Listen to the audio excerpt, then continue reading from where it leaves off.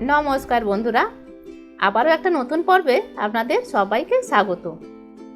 আজ আমি শেয়ার করব চিকেনের স্পেশাল একটা রেসিপি, চিকেন মহারানি। যেমন এর নাম তেমনই রাজকীয় স্বাদ। দেখেই লোভ লাগছে, তাই না? তাহলে আসুন দেখে নেওয়া যাক বাড়িতেই এটা কিভাবে বানানো যায়।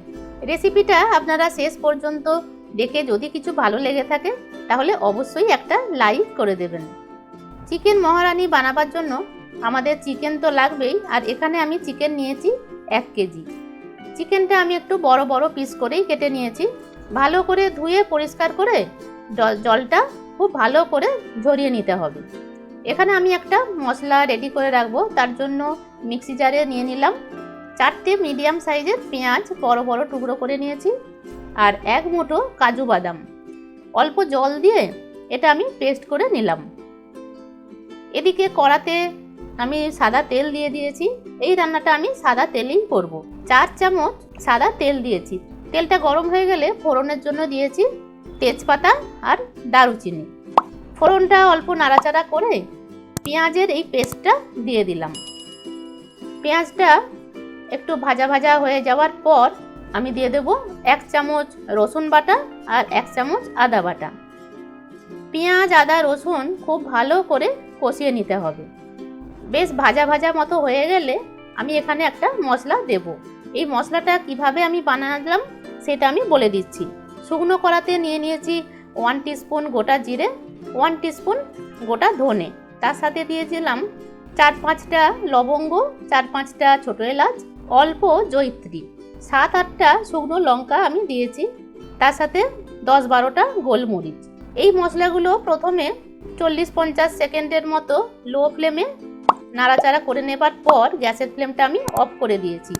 আর গ্যাসের ফ্লেমটা অফ করার পর আমি কিন্তু 1 টিস্পুন মৌরি দিলাম, কারণ মৌরিটা খুব বেশি ভাজতে লাগে না।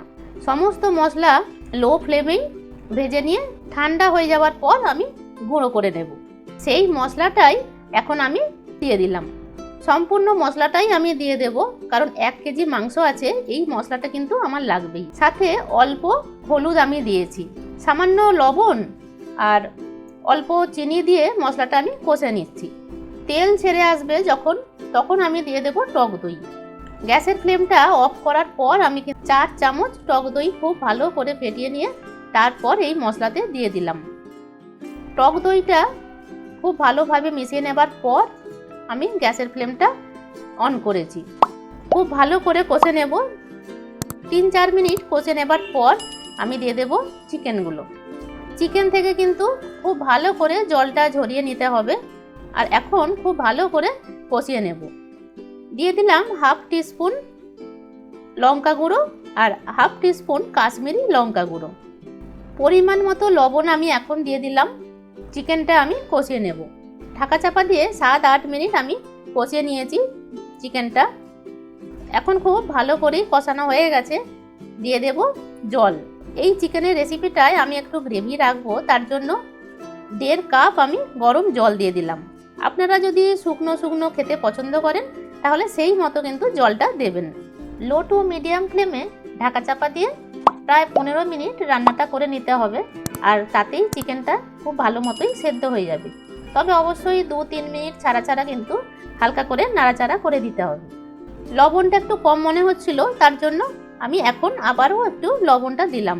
সাথে 3টে কাঁচা লঙ্কা আর কসুরি মেথিটা আমি ড্রাই রোস্ট করে হাতে গুঁড়ো করে দিয়ে দিলাম। 2 চামচ ফ্রেশ ক্রিম এখানে দেব। কসুরি মেথি আর ফ্রেশ ক্রিমটা দেওয়ার পর আরও আমি 2-3 মিনিটের জন্য রান্নাটা করে নেব। 2-3 মিনিট পর আমি গ্যাসের ফ্লেমটা অফ করে দেব। 10 মিনিটের জন্য স্ট্যান্ডিং টাইমে রেখে তারপর আমি সার্ভ করব।